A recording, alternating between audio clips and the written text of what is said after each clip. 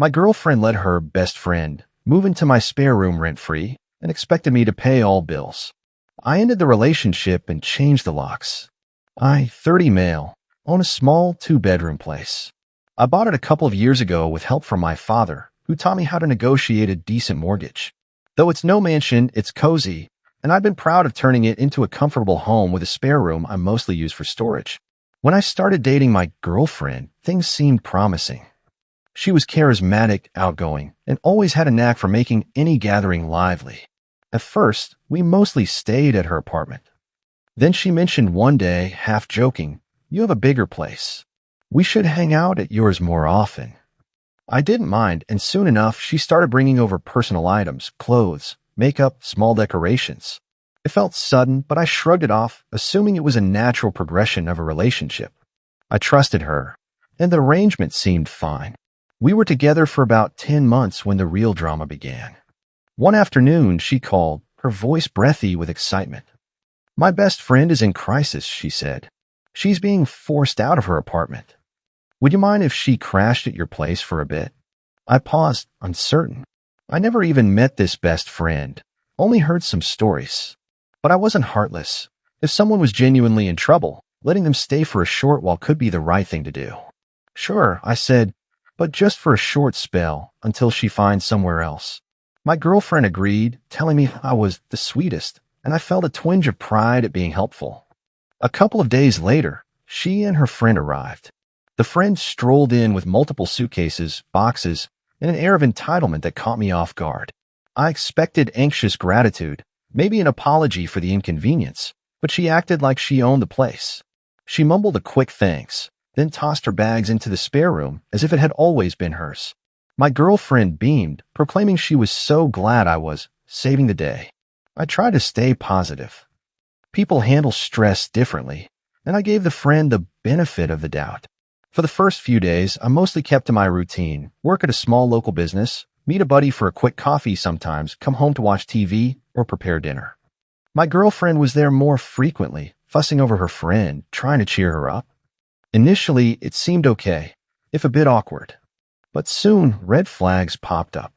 One morning, I walked into the kitchen and found a friend rummaging through the fridge, complaining we didn't have the right kind of juice.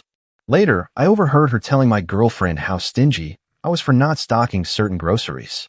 Odd, I thought, considering she was staying rent-free and hadn't contributed anything. I approached my girlfriend about it. She waved off my concerns. "She's just stressed. Don't take it personally." I gritted my teeth and let it slide. Then came the bills. My utility costs spiked with a new occupant. She cranked up the heat in the day, left lights on all night, and took absurdly long showers. I brought it up with my girlfriend, who said, "Relax, it's just a temporary increase. We'll manage." I asked if her friend could chip in a little. She shrugged. "She's broke. That's why she moved in here. No offer to split it with me. No talk of compensation." I started to realize the friend was leeching off my place, and my girlfriend acted like it was perfectly acceptable. Tensions escalated further when the friend started hosting her own visitors, folks I'd never met, hanging out in my living room while I was at work. One evening, I returned to find the TV blasting, empty pizza boxes on the floor, and 2 strangers lounging around. The friend greeted me casually, as if I were a guest in my own home. My girlfriend chimed in from the sofa. "We're just having a little get-together." "Is that a problem?" My blood pressure rose. I forced a tight smile. "I wasn't expecting guests," I said, "and I'd appreciate a heads up next time." The friend rolled her eyes. My girlfriend shot me a look that said, "Don't be difficult." I started feeling like my boundaries were being trampled. The spare room was now a cluttered lair of her friend's stuff. The friend rarely left the house, and she never once offered to do something as simple as cleaning the kitchen or vacuuming. At night, I'd argue with my girlfriend about why we should ask her friend to show some respect, maybe pay a small portion of utilities. My girlfriend always defended her. She's had a hard time. Have some empathy. We reached a breaking point one night when I found out my girlfriend had quietly decided that the friend would stay indefinitely, at no cost. I walked into a tense conversation between them, with the friend saying, "Why should I pay anything if he owns the house? It's not like he has rent." My girlfriend replied, "Don't worry, I'll handle him." I stood there stunned, realizing I was him, just an obstacle in their plan. When I confronted them, my girlfriend shot me a look of annoyance. She's like a sister to me. If you care about me, you'll understand and let her live here for free. It's not a big deal. My head spun. Not a big deal. Two grown adults draining my resources, ignoring my concerns? That was certainly a big deal to me. I tried reason. Look, the bills have doubled. The grocery costs are rising because your friend eats and never contributes. It's not fair for me to shoulder this alone. The friend cut in. You can afford it. Stop being stingy. The arrogance in her voice made me speechless. I turned to my girlfriend, hoping for support, but she shrugged. You're making a mountain out of a molehill. Inside, I felt something snap. I realized that my girlfriend not only condoned her friend's behavior, but she was encouraging it. I decided I wasn't going to stand for it any longer. The tension in the house became suffocating. I'd leave for work dreading what new expenses or messes I'd find upon returning. My attempts at compromise went nowhere. Every time I brought up the idea of splitting bills or setting a timeline for the friend to move out, my girlfriend accused me of being heartless. The friend would chime in, claiming she was down on her luck and that a real partner would support my girlfriend's wish to help her. Their entitlement was astonishing.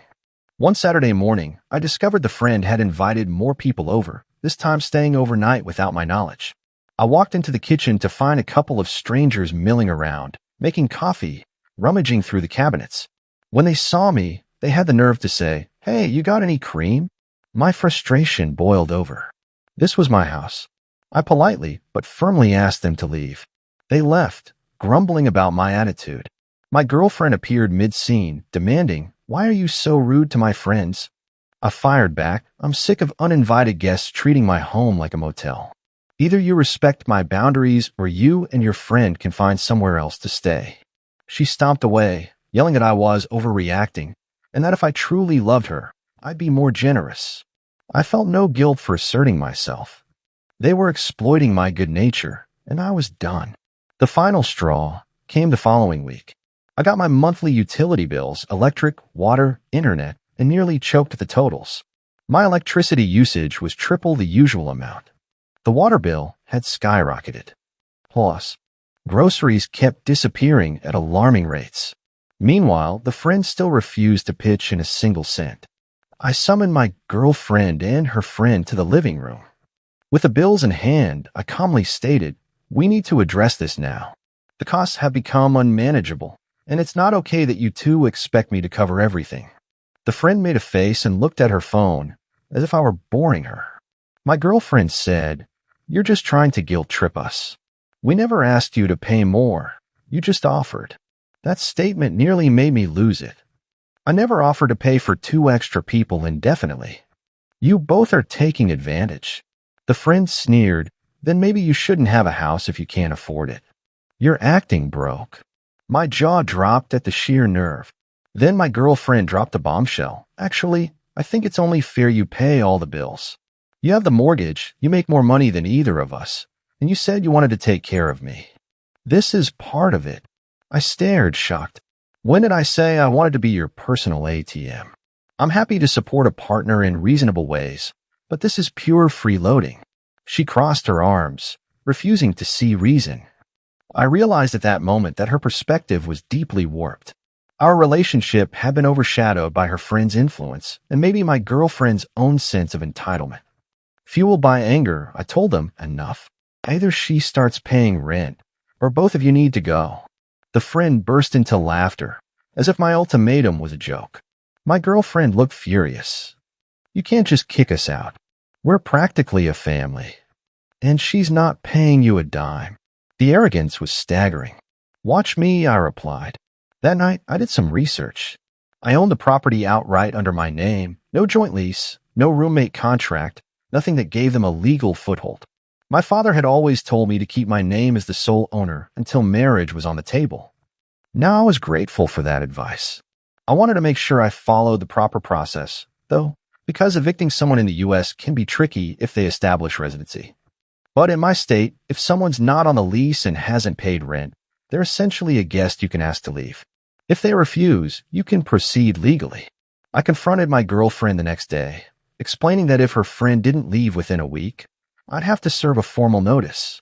She rolled her eyes. "You're not serious."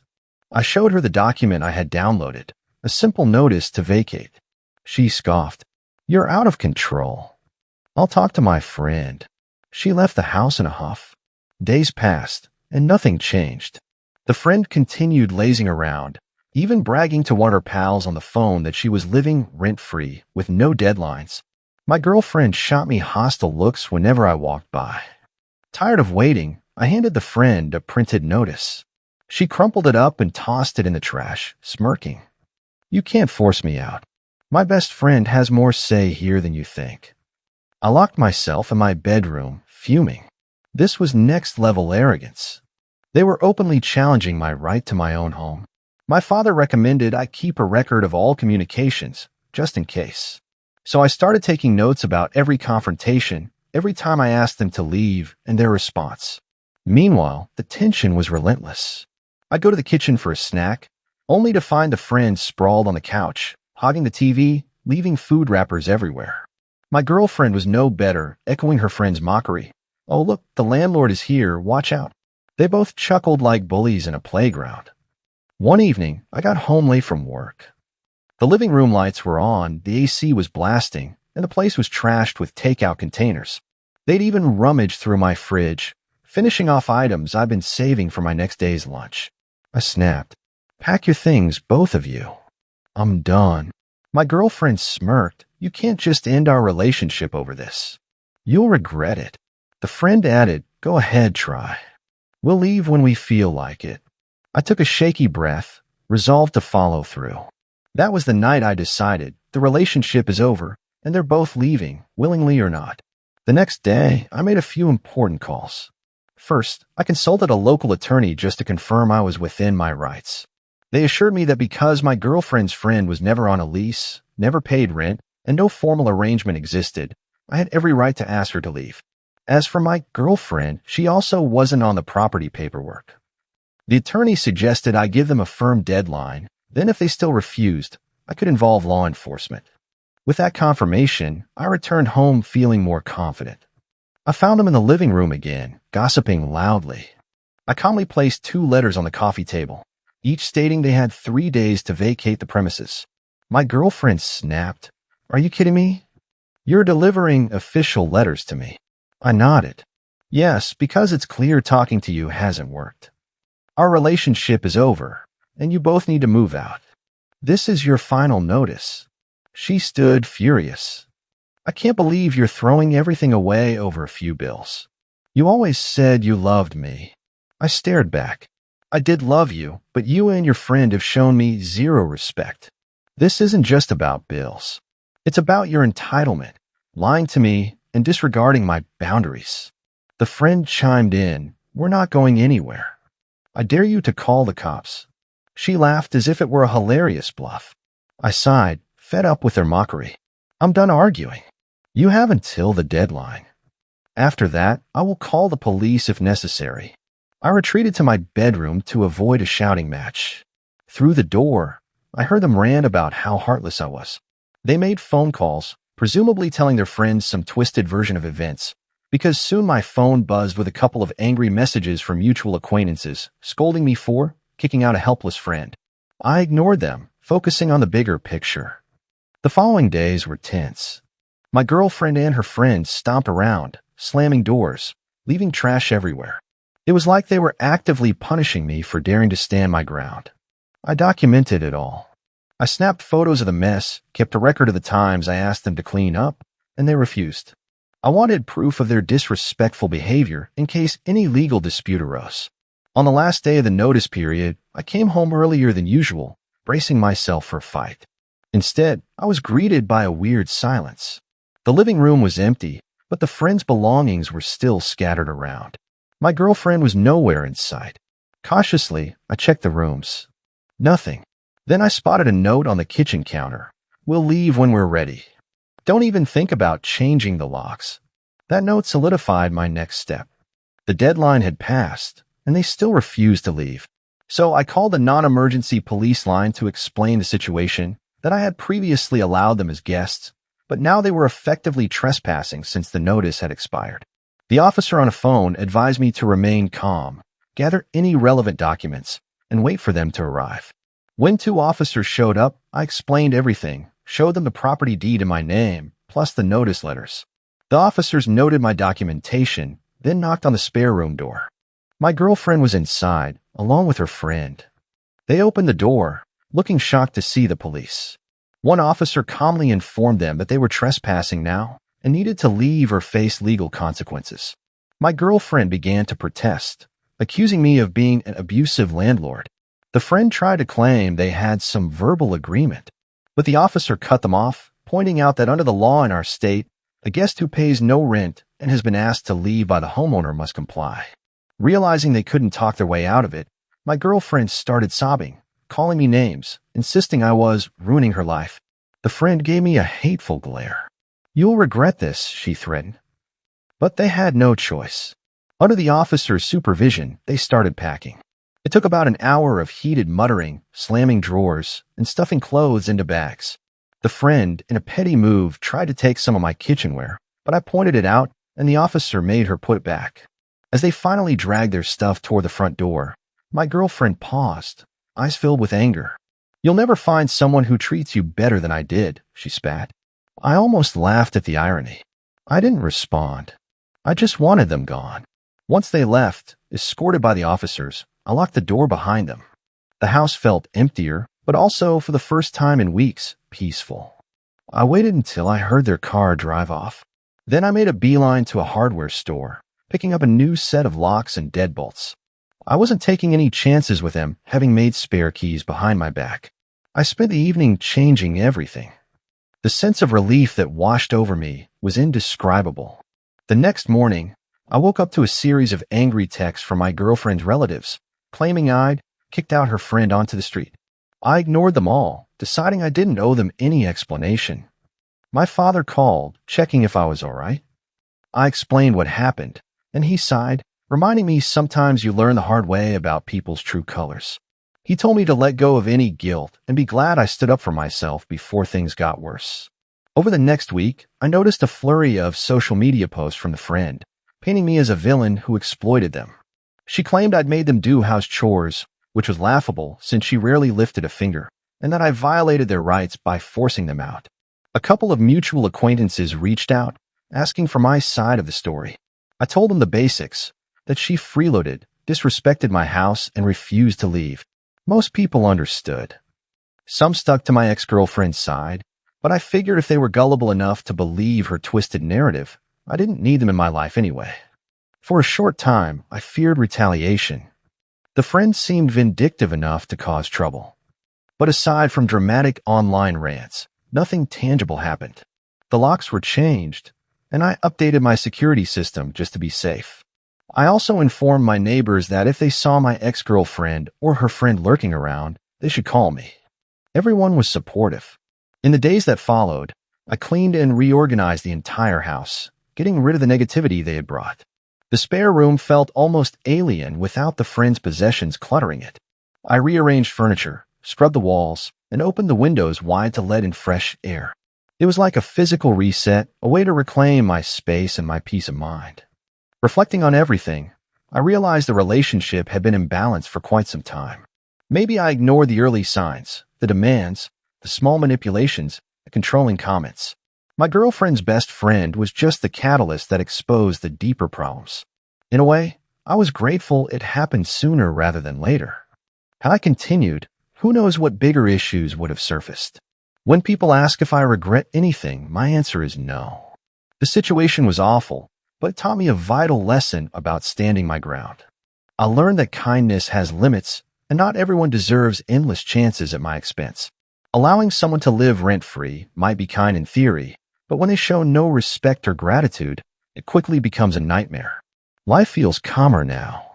I'm focusing on myself, enjoying my newly reclaimed space, catching up with friends, indulging in simple joys like cooking for just me or inviting over a couple of close pals without stress. Sure, the house can feel lonely at times, but loneliness is better than constant drama. It's liberating to know I'm not tiptoeing around toxic people anymore. As for my ex-girlfriend, I haven't spoken to her since that day. Occasionally, a text will sneak through from an unknown number, presumably hers or her friend's, full of insults or attempts at guilt-tripping. I block them immediately. Part of me hopes she learns something from this, but I won't hold my breath. Did I make the right call ending the relationship, kicking them out, and changing the locks? Absolutely. And if anyone out there finds themselves in a similar predicament, take it from me, you're under no obligation to house a freeloader or put up with manipulative behavior. Your home is your sanctuary. If a partner and their friend treat your place like a free hotel, it's time to draw the line. I did, and although it was painful and messy, it was also the best decision I've made in a long time.